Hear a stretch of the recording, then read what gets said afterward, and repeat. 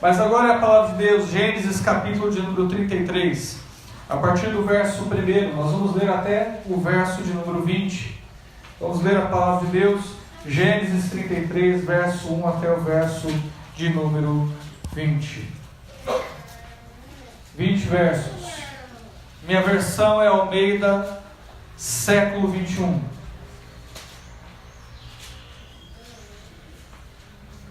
Vamos ler a palavra de Deus que diz: Jacó levantou os olhos e viu que Esaú estava vindo com 400 homens.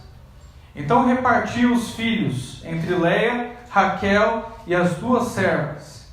Colocou as servas e seus filhos na frente, depois Leia e seus filhos, e Raquel e José por último.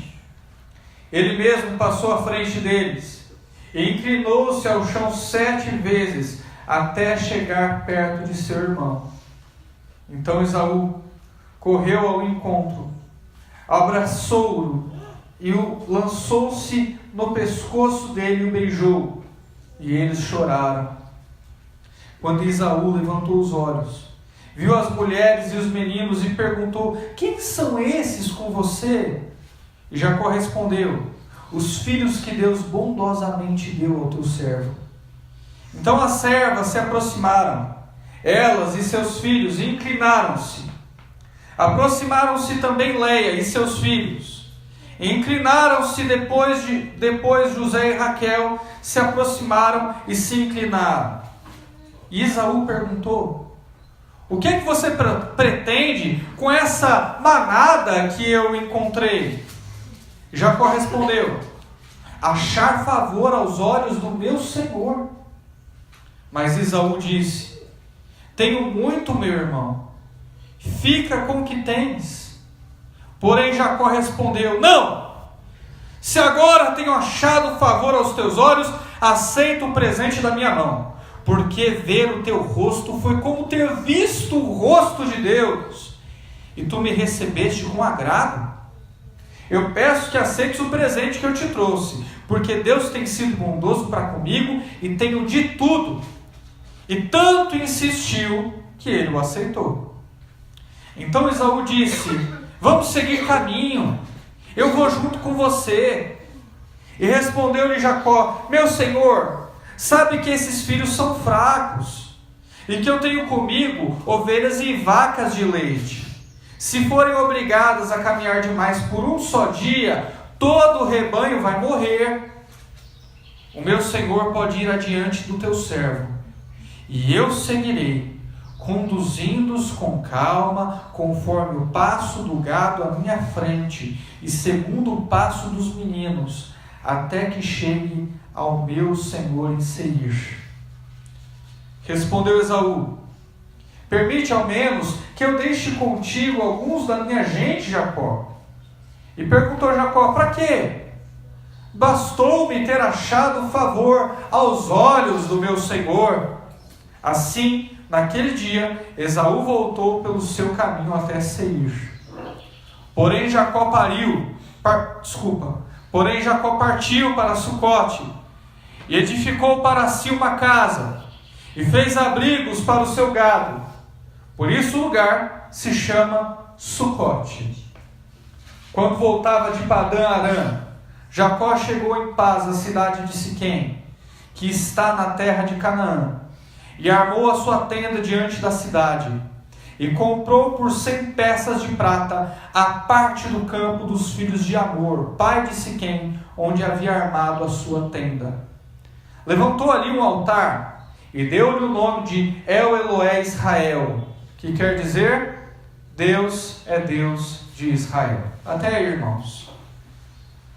Bastante leitura hoje, não? O título da mensagem essa manhã é: a palavra de Deus é suficiente. Esse é o título da mensagem. A palavra de Deus é suficiente. Baseada num dos lemas da reforma protestante que nós carregamos, como igreja reformada que somos, nas veias do nosso coração, da nossa vida. O tema seria sola Escritura, só a Escritura, somente a Escritura. A Escritura é suficiente para você? Eu não estou perguntando se você acredita que a Bíblia é a palavra de Deus.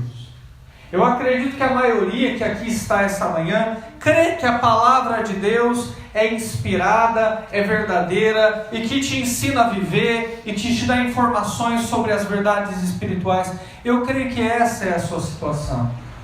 Mas a minha pergunta é se a palavra de Deus é suficiente para você. Porque se ela for suficiente para você viver, se dela você recebe toda a orientação que você precisa para a vida e para a piedade, todo o resto não vai ser. Todas as demais coisas não servem, são inúteis. E é sobre isso que eu quero tratar essa manhã. Eu já fui pentecostal, sou grato à igreja pentecostal mesmo. Tenho irmãos e irmãs pentecostais a quem devo muito, eu os amo, reconheço e sei que existem pentecostais sinceros que estarão com a gente no céu. Mas alguns nesse movimento não refletem o todo. O todo da igreja pentecostal no Brasil hoje é caído, é herege e não quer saber das verdades espirituais de Deus. Um dos maiores males que o pentecostalismo trouxe foi a tal da profecia, a tal da revelação, que alguns dizem que é revelamento e profetado, em vez de revelação e profecia. Alguém que se apresenta como profeta e vem diante da igreja e dá recados sobre direção de vida para as pessoas, para os membros. E os conselhos variam. Alguns são: olha, eis que eu te digo hoje que vais prosperar. Olha, você vai casar com fulano, com fulana. Isso é, quando não é, você vai casar comigo, né? Esse que profetizo que vai casar comigo. Existe muita gente se aproveitando. E tem algumas outras, como você vai viajar o mundo e pregar o evangelho. Alguém já ouviu alguma dessas aqui? Enfim, não falta é criatividade, né, irmãos? A Bíblia perdeu o seu valor. Todos os evangélicos acreditam que a Bíblia é a palavra de Deus, mas não acreditam que ela é suficiente para guiar no caminho da vida. Nós não perdemos a batalha pela inspiração das Escrituras. Nós ganhamos essa batalha, porque todos os evangélicos acreditam que a Bíblia é inspirada. Mas nós perdemos a batalha da suficiência. Essa, irmãos, nós já perdemos faz tempo. Se cremos que a Bíblia é suficiente, nós devemos ler, estudar e viver a palavra de Deus. Ela é suficiente para guiar em sabedoria, para ensinar a viver, para superar as tentações, enfim. Em nome dos dons espirituais, parece que os pentecostais tornaram a Bíblia inútil. É isso que dá a entender. E eu quero provar essa manhã que desacreditar da suficiência das Escrituras faz com que você perca as verdadeiras bênçãos espirituais. É isso que eu quero provar para você essa manhã. Vamos dar uma olhada no contexto dessa passagem. O contexto a gente vai encontrar em Gênesis 31, verso 3. Não precisa abrir, mas depois de 20 anos nas mãos de Labão, seu sogro, trabalhando para ele praticamente de graça, e sendo enganado, e sendo deixado para trás o tempo todo, finalmente Deus chega com a sua lei áurea para Jacó, e o liberta do domínio do seu sogro Labão. Fala para ele: olha, volta para a terra dos seus pais. É palavra de Deus. Deus chega para Jacó e diz claramente: olha, volta para a terra dos seus pais, eu estou lhe dizendo. E junto com volta para a terra dos seus pais, está incluído tudo isso: segurança, firmeza, proteção, que Deus o ampararia, que ele não precisava ter medo. Tudo isso está incluso. E Jacó, apesar de ter recebido uma direção específica da parte do Senhor para a sua vida, apesar de Jacó ter recebido a palavra de Deus para você, ele tem medo. Ele tem reservas quanto ao futuro.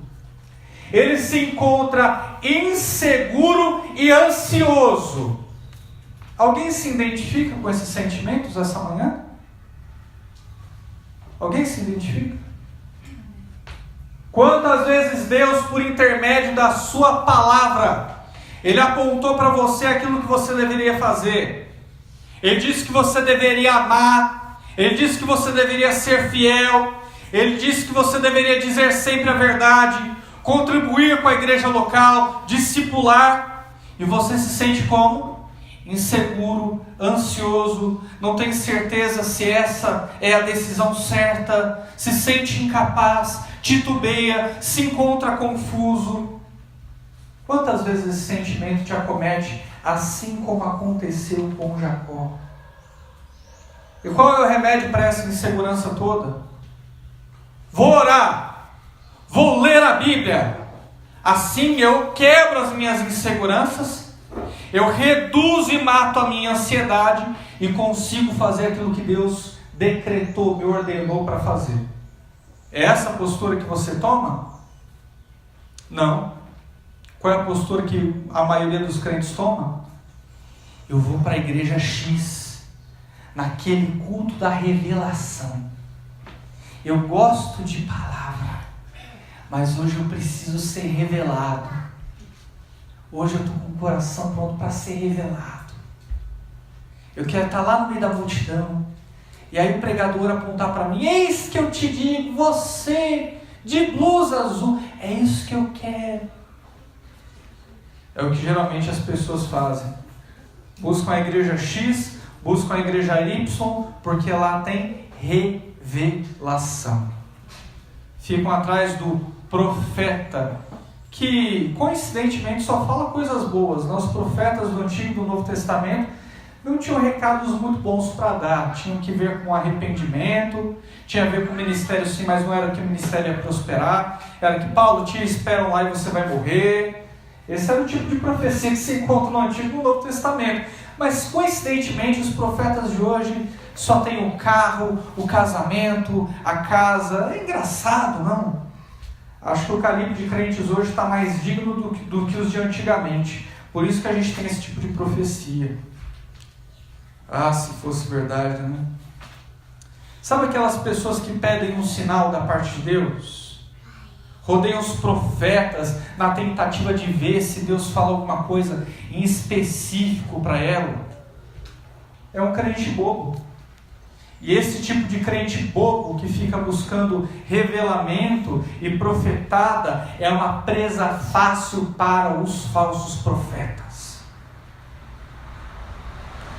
Se Deus ordenou o que você deve fazer, faça e ponto. Faça e acabou. Faça sem medo. Geralmente quando esses falsos profetas chegam com uma profecia para te dar, vai ser acompanhada de um outro fator. Eles vão falar: olha, Deus tem essa profecia para você, mas eu também estou vendo um altar de sacrifício. Quem já viu essa? Estou vendo um altar de sacrifício. Deus está dizendo para você dar R$500 de oferta na vida do profeta. E tem muita gente que dá. Um crente bobo assim é uma presa fácil para falsos profetas. E não venha você me dar o exemplo de Gideão, não, que pediu sinais, porque Deus não se agradou da conduta dele. Não é doutrina bíblica ficar pedindo sinais. Não, olha, Senhor, se eu sair essa manhã e chover, é porque o Senhor quer que eu faça. Se eu sair essa manhã e ficar nublado, é porque o Senhor não quer que eu faça. Cresce, crente. Cresce. Se atente para a palavra de Deus. Ou ela é suficiente para você caminhar, ou não é. Eu sei que é uma transição difícil quando a gente sai da igreja pentecostal e vem para a igreja bíblica, e vem para a igreja reformada. A gente pensa: puxa, mas eu queria ser revelado. Lá tinha revelação, lá tinha profecia. E algumas delas pareciam tão reais, pastor. Eu me sensibilizo com você. Mas agora você tem que entender que chegou o tempo de crescer.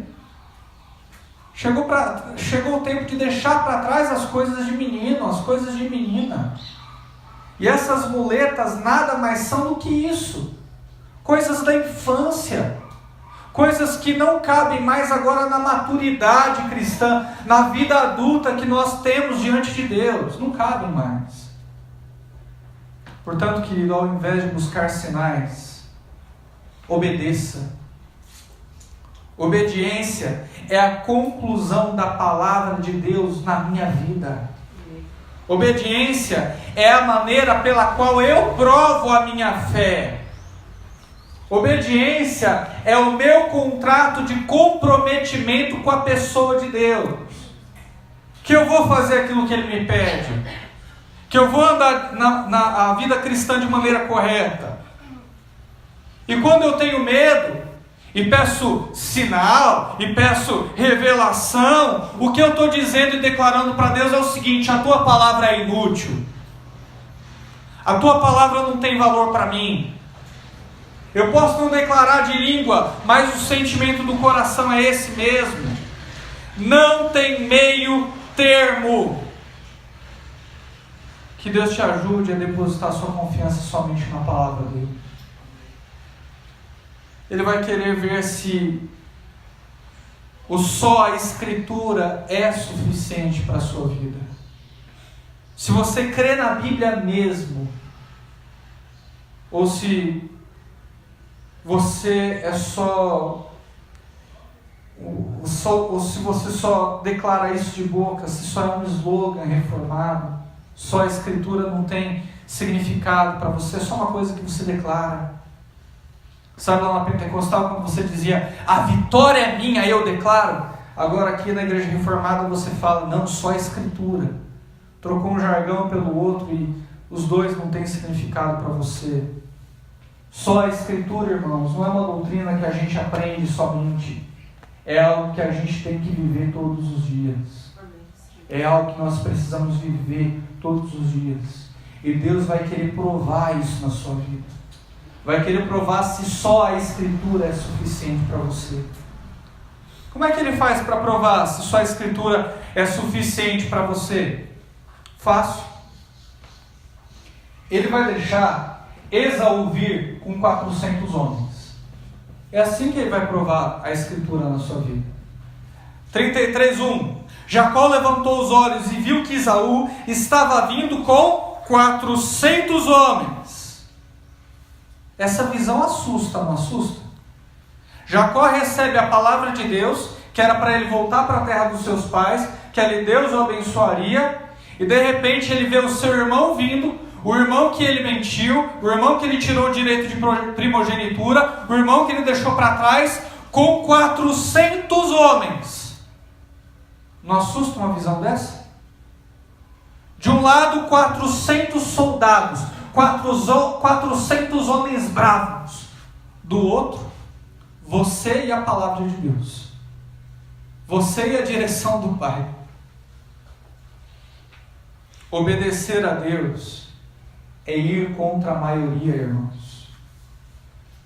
A vida cristã é a palavra contra a sua família.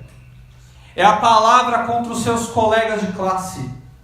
É a palavra contra os seus colegas do trabalho. E quem é que te prometeu que ia ser diferente? A Bíblia prometeu que ia ser diferente? É você na contramão, é você contra a maioria. E Deus quer saber quem são aqueles que vão obedecer a sua palavra, apesar do grito da maioria, apesar do grito daqueles que vão contra. Deus quer ver quem serão aqueles que serão contados como obedientes, como verdadeiros homens de Deus, como verdadeiras mulheres de Deus. Jacó havia dado vários animais, manda os seus filhos, as suas servas na frente. Parece até que com ordem de quem ele gosta menos, né? Ele manda na frente os servos, depois Lia e os filhos dela, e por último ele deixa Raquel, a quem ele ama, e o seu filho José. Parece até que com ordem de quem ele gosta menos, né? Por quê? Porque Jacó, irmãos, ele usou estratégia. A gente tem que obedecer a palavra de Deus, mas a gente tem que usar estratégia. Quem já ouviu essa aqui? Né? Não, pastor, nós temos que obedecer, mas nós também precisamos ter estratégia. Estratégias são inseguranças disfarçadas. A estratégia do cristão verdadeiro é a obediência. A estratégia é obedecer, nós não temos outra escolha. E a gente percebe que ele manda um monte de coisas na frente e está inseguro o tempo todo. Bastava obedecer a Deus, bastava cumprir aquilo que Deus já havia lhe dirigido. Quando eu obedeço a Deus, o que eu encontro? Eu encontro surpresa. Quando eu obedeço a Deus, eu me surpreendo. Verso de número 4. Então Esaú correu ao seu encontro, abraçou, lançou-se ao seu pescoço e o beijou. E eles choraram. Uma cena que se parece muito com a cena do filho pródigo, que retorna ao lar, lá na parábola de Cristo Jesus do Novo Testamento. Esaú encontra Jacó, corre até o seu pescoço, os dois rolam no chão, e ele o beija, e os dois choram. Que cena de filme de Hollywood! Que cena notável! Quando que Jacó iria imaginar que o homem a quem ele enganou, que o homem a quem ele deixou para trás, iria correr do meio da multidão, o abraçar, o beijar, e aquilo tudo ia ficar para trás? Quando? Quando eu obedeço a Deus, eu me surpreendo. A gente, no verso de número 4, nessa cena que eu acabei de narrar, nós estamos olhando para o final da história. O mais velho foi traído pelo mais novo. E o que se viu injustiçado e enganado corre até Jacó e o abraça, o beija. O que tem no coração de ambos? No coração do mais velho, demonstração de afeto, demonstração de carinho e compromisso de não lhe fazer mal. E no coração do mais novo você tem alívio. No coração do mais novo você tem alívio. Quando foi abraçado por Esaú, ele se sentiu aliviado. Ele olhou para trás na sua trajetória de vida, os 20 anos que passaram, e se sentiu relaxado. Quando você guarda a palavra de Deus e as circunstâncias passam, e o barulho da maioria tem fim, quando você faz isso, você pode declarar: os meus medos eram irreais, eu me preocupei à toa, toda a ansiedade ao longo do caminho, tudo aquilo que eu sentia, foi só peso morto, não serviu para nada. Quantas vezes você passou situações como essa na vida? Onde você se ansiou, onde você se preocupou, você queria uma palavra mais específica de Deus, o profeta não vinha até você, e não tinha revelamento, não tinha profetada, e aquilo te deixava mais ansioso, mais inseguro. Quando a situação passou, você viu que não era aquilo tudo, que não precisava ter se preocupado, que não precisava ter se ansiado. Quantas pessoas já passaram por isso aqui essa manhã?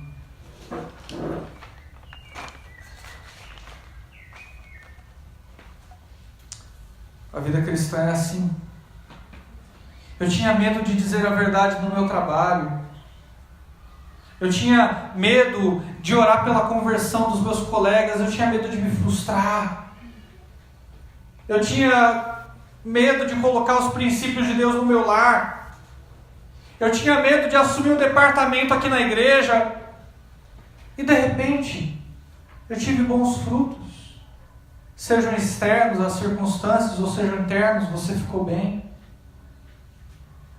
Tudo isso foi colhido pela sua obediência, esses bons frutos.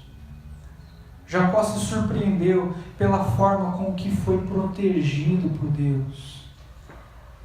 Permita-se ser surpreendido também. Permita-se ser surpreendido também. Ao invés de buscar o profeta X ou o profeta Y, descansa. Tenha calma. Obedeça e deixa o resto com Deus. Faça esse exercício até ser perfeito. O que mais nós encontramos nesse texto que pode nos auxiliar a obedecer e a fugir de falsos profetas, a fazer com que a Escritura seja suficiente em nossa vida? O verso de número 8 é revelador. Esaú perguntou: o que você pretende com toda essa manada que eu encontrei? E Jacó respondeu: achar favor aos olhos do meu Senhor. O que Deus pede? Obediência. E o que o povo insiste em dar? Sacrifício. Por quê? Porque é mais fácil sacrificar do que obedecer. O dar mostra insegurança, desconfiança. É o nosso jeito espiritual de equilibrar as coisas, de pagar as coisas. E quando Deus instituiu o sacrifício no templo, que Ele requereu o sangue de animais, Ele tinha em mente que a obediência vinha junto com o sacrifício. E que o sacrifício era a conclusão da obediência. Olha, vocês são meu povo, guardado por mim, me obedeçam e sacrifiquem no templo. Também o sacrifício de sangue apontava para Cristo Jesus.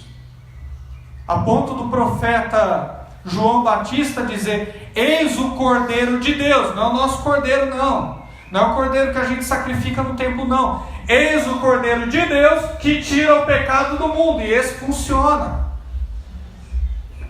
Então o sacrifício de alguma forma apontava para aquilo que Deus ia culminar fazendo por todos nós. Mas o povo conseguiu dar um significado distorcido para o sacrifício. O povo começou a sacrificar, perceber que era mais fácil do que obedecer, perceber que era melhor sacrificar do que guardar os princípios do Senhor. Aí todos eles chegaram a uma conclusão: olha, eu sacrifico, então eu não preciso obedecer. Era a conclusão que o povo chegou.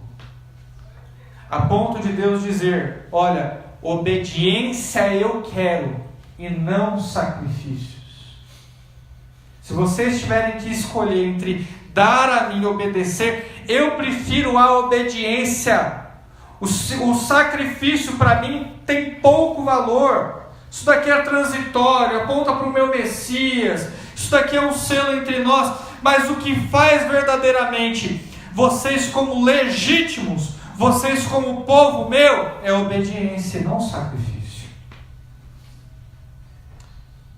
E isso faz ainda mais sentido hoje, onde Ele já propôs sacrifício por todos nós, Jesus Cristo, e agora pela graça todos nós somos dirigidos à obediência, a andar em concordância com a palavra de Deus. E ainda assim, evangélicos hoje no mundo inteiro conseguem sacrificar ao invés de obedecer. É o empresário que dá uma oferta gorda na igreja para cobrir a falcatrua que ele faz no trabalho. É o casal devasso que acredita que as esmolas que eles dão aos pobres vão cobrir a sua imoralidade. É o marido truculento que acredita que o seu jejum de tolo no monte vai esconder os seus pecados diante de Deus, vai esconder o jeito que ele trata a esposa. É a mãe de família que faz as 7 sextas-feiras pela libertação da família, acreditando que a sua frequência vai pagar toda a atenção que ela não deu aos filhos. Não se engane. Os nossos sacrifícios são modernos, eles se atualizaram, mas eles ainda estão ali. Eu gosto de subir no monte e orar no monte. Para mim não é um lugar sagrado, mas é um lugar silencioso. Eu gosto de encontrar com Deus ali e caminhar com Ele na natureza e orar a Ele. Mas um dia eu, em tenra idade, no monte orando, cheio de pecado, eu olhei para mim pensei no Senhor, pensei na sua palavra e disse em oração: Senhor, eu quero descer desse monte diferente. Eu não quero que as minhas circunstâncias mudem. Eu não quero que o Senhor me abençoe. Eu quero te obedecer. Eu quero criar vergonha na minha cara. Orei assim e desci. Aquilo foi muito mais santificador, decidir obedecer, decidir guardar a palavra de Deus, do que um dia inteiro no monte. Seja pelo método do velho mundo, ou pelas facilidades do mundo moderno, é mais fácil jejuar por dias, é mais fácil subir a escada de Nossa Senhora Aparecida de joelhos, é mais fácil acender vela, é mais fácil passar uma semana no monte, é mais fácil fazer votos financeiros, pagar a promessa, do que obedecer,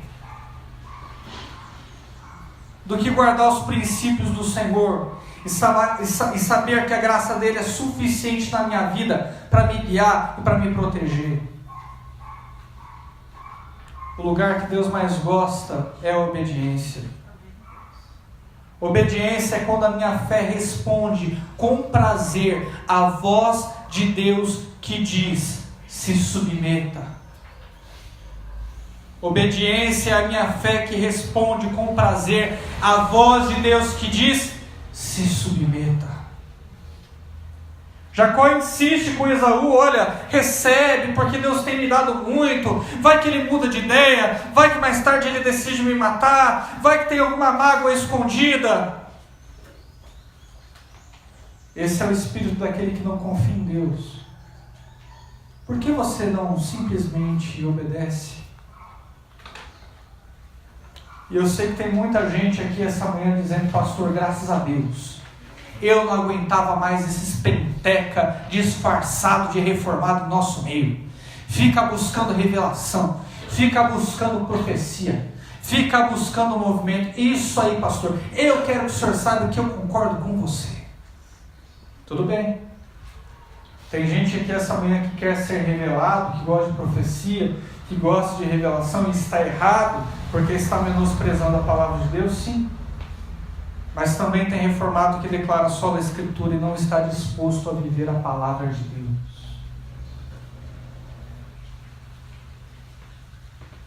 Quanto tempo você ainda vai continuar sendo esse marido que você é? Por quanto tempo você vai continuar sendo essa esposa insubmissa? Por quanto tempo você vai ser esse crente descompromissado, que serve a Deus do seu jeito, que faz as coisas de qualquer forma? Por quanto tempo você ainda vai ser esse adolescente, duas caras? Uma coisa na igreja, na frente de todos, outra coisa lá fora, diante dos demais. Quanto tempo mais você vai carregar duas identidades dentro de si? Vai dar uma oferta para Deus e uma outra oferta para o diabo. Até quando você vai ficar nessa situação? Se a Bíblia está mandando você amar, se a Bíblia manda você ser paciente, se a Bíblia manda você zelar pela tua família, se a Bíblia manda você largar essa televisão e pregar a palavra no teu lar, se a Bíblia manda você orar, se a Bíblia manda você estudar a palavra, obedecê-la, se a Bíblia manda você ser honesto onde quer que você esteja, se a Bíblia manda você ser verdadeiro, se a Bíblia manda você ser espiritual, por quanto tempo você vai levar uma vida sem devoção? De qualquer forma, acreditando que do teu jeito tá bom. Eu te denuncio essa manhã e te chamo para uma novidade de vida em Cristo Jesus.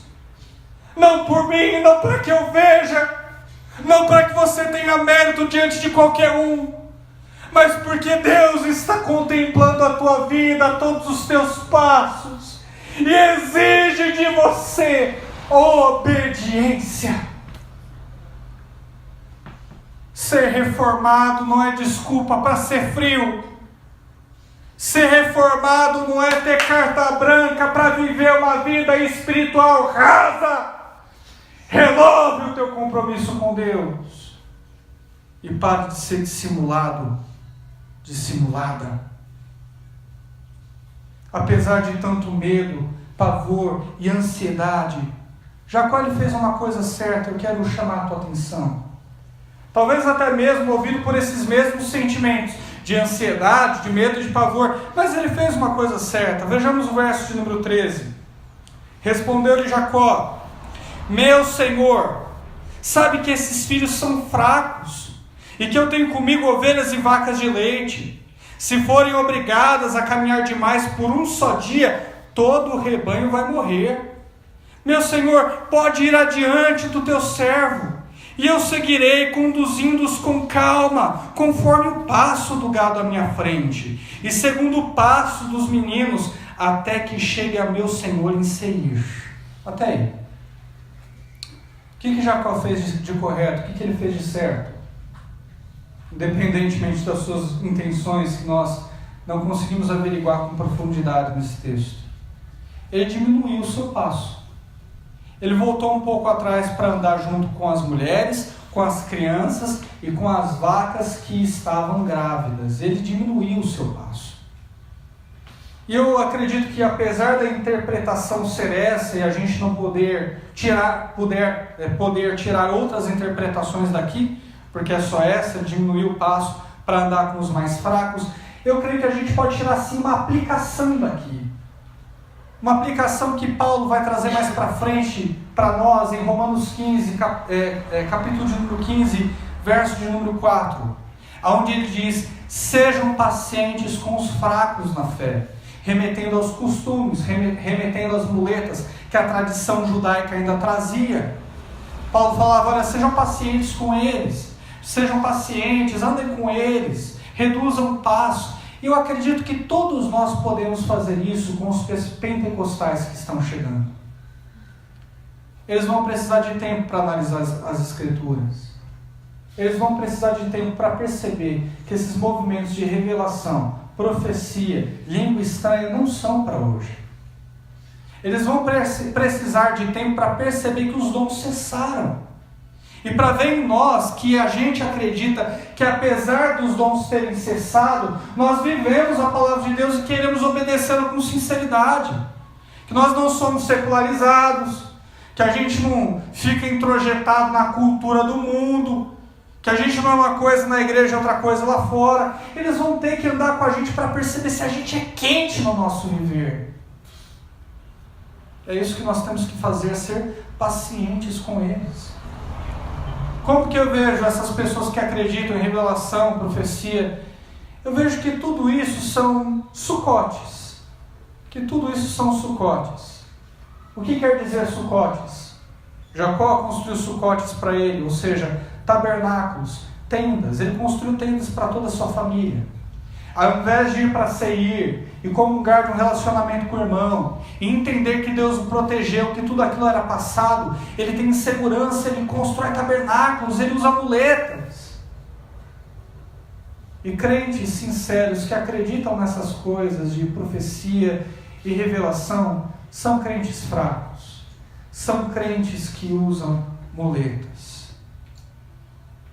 são crentes que se esqueceram daquilo que verdadeiramente importa, que é construir um altar diante de Deus, chamado El Eloé Israel, que quer dizer Deus é o Deus de Israel, que quer dizer Deus é o meu Deus, Deus é o Deus da minha família, Ele vai me amparar. Se Ele deixou a Bíblia para que eu possa estudá-la, se Ele deixou a Bíblia para que eu possa lê-la, interpretá-la e aplicá-la na minha vida, então Ele vai me amparar. Deus é meu Deus. Eu não entendo muito de trem ou metrô, e quem trabalha com isso pode dizer melhor. Mas eu acredito que quando o condutor está sobre os trilhos, dirigindo aquela máquina, ele ouve uma voz, seja no interfone, não sei onde fala, mas ele ouve em algum lugar: olha, reduz a velocidade, tem trechos à frente que são perigosos, tem homens trabalhando, ou um objeto caiu, ou qualquer coisa do gênero, reduz a velocidade, ou pare. E aí o condutor, ouvindo, fica inseguro e reduz a velocidade. Querido, eu quero te dizer que não é sobre esses trilhos que você está, você está sobre os trilhos da palavra de Deus. É impossível estar mais seguro do que sobre os trilhos da palavra de Deus. E quando ela diz obedeça, e quando ela diz vai, e quando ela diz faça, você deve acelerar sem medo, porque é Ele quem está prometendo. É Ele quem está prometendo. Jacó tinha o seu livro de Apocalipse, que era o fato de Deus ter falado para ele: olha, tudo vai ficar bem no final, pode retornar para a terra dos seus pais, vai tudo acabar bem. E nós temos o livro de Apocalipse que fala para a gente que vai ter uma guerra, que vai ter um anticristo, que coisas terríveis acontecerão, mas que tudo vai acabar bem no final. Por que o livro de Apocalipse está aqui, se não para me trazer segurança, se não para me trazer paz, se não para me dizer: olha, pode acelerar, cumpra a palavra de Deus, obedeça sem reservas, obedeça sem medos, se desamarre das suas ansiedades e não olhe para a direita nem para a esquerda. Nós podemos ficar seguros em quem Ele é. Largue as suas muletas. Pare de acreditar nessas bobagens de profecia, de revelação, de profeta. Para com isso. Eu quero encerrar aqui com a oração de Martinho Lutero. Essa oração eu desejo que seja a sua oração. Senhor, não me dê visões, nem revelações ou profecias. Me dê somente a sua palavra, e ela é suficiente. A palavra de Deus é suficiente na sua vida? Renove a sua consciência essa manhã.